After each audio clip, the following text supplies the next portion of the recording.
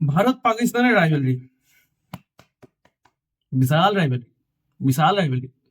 টি-20 world কাপে ভারত পাকিস্তানের মধ্যে, টি-20 ওয়ার্ল্ড কাপের কথা বলছি অনলি, টি-20 ওয়ার্ল্ড কাপে টোটাল 9টা ম্যাচ ভারত পাকিস্তানের মধ্যে খেলানো হয়েছে, ঠিক আছে?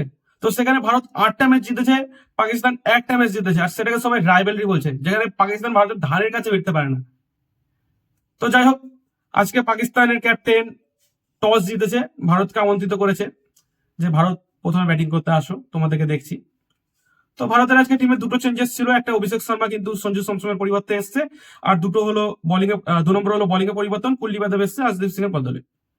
তো ব্যাটিং করতে আসে কিন্তু অভিষেক শর্মা আজকে প্রথম ওভারে আউট হয়ে যায়, 4 বল খেলে 0 রান। অভিষেক শর্মা কিন্তু ব্যাক টু ব্যাক জিরো, টি-20 ওয়ার্ল্ড কাপে দুটো ম্যাচ খেলেছে এবং দুটো ম্যাচে কিন্তু সে 0 রানে আউট হয়ে গেছে।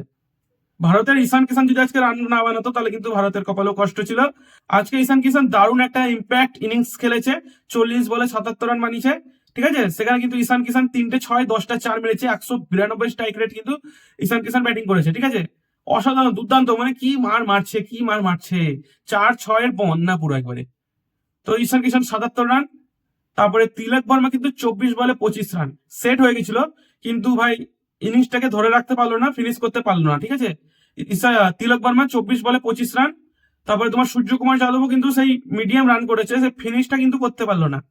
সূর্যকুমার যাদব 29 বলে কিন্তু 32 রান করেছে, 3টে 4 মেরেছে, 110-এর কাছাকাছি স্ট্রাইক রেট সূর্যকুমার যাদবের, ঠিক আছে? সূর্যকুমার যাদবের যখন ফিনিশিং করার টাইমটা আসলো, সে কিন্তু সেখানে আউট হয়ে গেল, ঠিকমতো মানে সেট হয়ে গেছিল, কিন্তু ব্যাটে বল কানেক্ট ঠিক মতো হচ্ছিল না। সেই সূর্যকুমার যাদবকে মানে বুঝতে পারছো, পিচ একদম স্পিন ফ্রেন্ডলি ছিল। পাকিস্তান 6টা স্পিন বলার কাছে বোলিং করেছে আজকে, 6টা স্পিন বলার, মানে একটা হিস্ট্রিতে কোনোদিনও হয়নি যে কোনো টিমের হয়ে টি-20 ওয়ার্ল্ড কাপে 6টা বলার স্পিন করছে, ঠিক আছে? তো সব কটা বলতে গেলে আজকে পাকিস্তান স্পিনার খেলিয়ে দিয়েছিল। তারপরে হার্দিক পান্ডিয়া ব্যাটিং করতে আসে, হার্দিক পান্ডিয়া কিন্তু প্রথম বলেই 6 মার থেকে আউট হয়ে যায়, আহ, তোমার লং অফে ক্যাচ তুলে দেয়। শিবম দুবে আজকে ভালো ব্যাটিং করেছে, 17 বলে 27 রান, তোমার 158 স্ট্রাইক রেট, একটা 6, 3টে 4 মেরেছে, ঠিক আছে? শিবম দুবে মানে ভালোই ফিনিশ করেছে আজকে, ঠিক আছে? আর তোমার রিঙ্কু সিং কিন্তু, যেই জন্য টিমে রিঙ্কু সিং এর জায়গা দেওয়া হয়, সেই কাজটা কিন্তু আজকে খুব ভালোভাবে করে গিয়েছে। 4 বলে 11 রান, 4 বলে 11 রান, একটা 4 একটা 6, আর 275-এর স্ট্রাইক রেট। তো এই করে ভারতের স্কোর কিন্তু আজকে 175 রানে কিন্তু 7 উইকেট ভারতের আজকে স্কোর হয়। পাকিস্তান যখন ব্যাটিং করতে আসে তখন কিন্তু ওরা এমন দেখে মনে হচ্ছিল যে 175 চেস করছে না, ওরা 250 রানে চেস করছে, কারণ প্রত্যেকটা বল তারা মারতে যাচ্ছে, সে স্পিনার হোক ফাস্ট বল হোক, প্রত্যেকটা বল তারা কিন্তু ওই সেই 6 মারার চেষ্টাই করে যাচ্ছে। তো 6 মারার চেষ্টা করলে কি হবে, আউট হবে, সেটাই হয়েছে ওদের সাথে।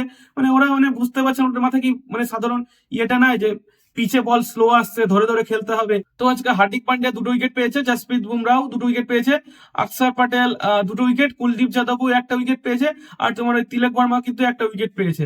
এই করে কিন্তু পাকিস্তান 114 রানে অল আউট হয়ে গেছে, ঠিক আছে? মাত্র 18 ওভারই খেলতে পেরেছে, ঠিক আছে?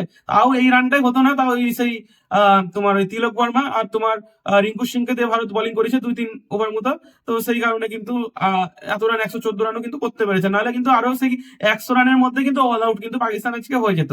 মজার বিষয় এটা, ভালো জিনিস এটা যে ভারত কিন্তু আজকে এই ম্যাচটি জিতে কিন্তু সুপার 8-এ কোয়ালিফাই করে গেছে, আর পাকিস্তান কপালে কিন্তু একটু কষ্ট দেখা যাচ্ছে। তো এই ছিল আজকের ভিডিও। তো তোমরা যারা চ্যানেলে নতুন তারা কিন্তু চ্যানেলটিকে অতি অবশ্যই সাবস্ক্রাইব করবে, আর একটা লাইক কিন্তু অবশ্যই দিবে। যদি ভিডিওটা ভালো লেগে থাকে তাহলে কিন্তু অবশ্যই একটি লাইক দেবে। আর দেখা হচ্ছে পরের ভিডিওতে। ধন্যবাদ।